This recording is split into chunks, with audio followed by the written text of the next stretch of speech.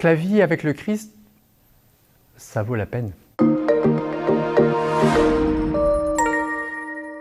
Bonjour, je m'appelle Guy, j'ai 55 ans, on a 4 enfants, je suis marié avec Sigolène et on a déjà 5 petits-enfants.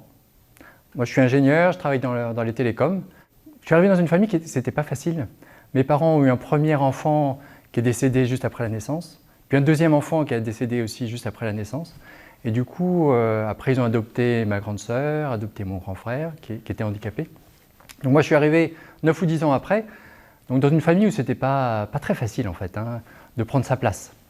Et je me rappelle aussi une des paroles qui était souvent dites dans ma famille, c'était la parole est d'argent et le silence est d'or.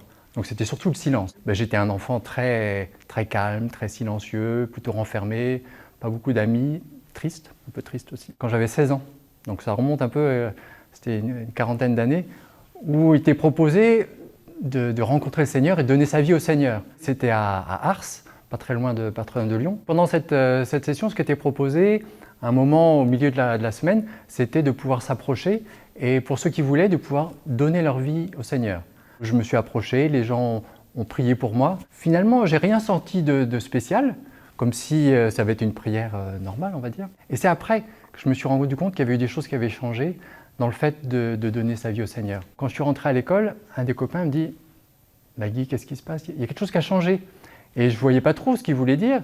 Et comme je parlais très peu, du coup, je ne lui ai pas forcément beaucoup demandé ce qui s'était passé.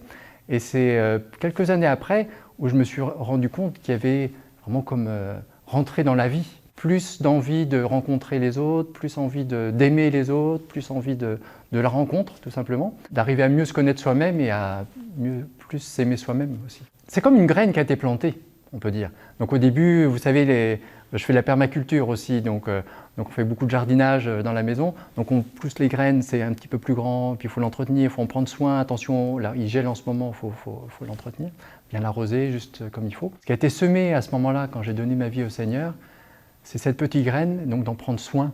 Et donc de continuer à travailler, continuer dans la prière. Moi, une chose que j'ai découverte, c'est que la vie vaut la peine d'être vécue, tout simplement. Et puis le Seigneur te donne une direction, un sens à ta vie. C'est tout simple en fait, le Seigneur donne un sens à ta vie. Et aujourd'hui, ça me donne du goût, finalement, à redonner ce que j'ai reçu. Cette grâce que le Seigneur m'a donnée en me rencontrant et en venant dans ma vie, ça me donne envie effectivement de le partager. Je crois que la vie avec le Christ, ça vaut la peine.